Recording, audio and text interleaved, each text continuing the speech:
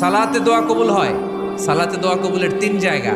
একটা হচ্ছে তাকবীরে তাহরিমার পরে আমরা সানা পড়ি না, আমরা তো একটা পড়ি।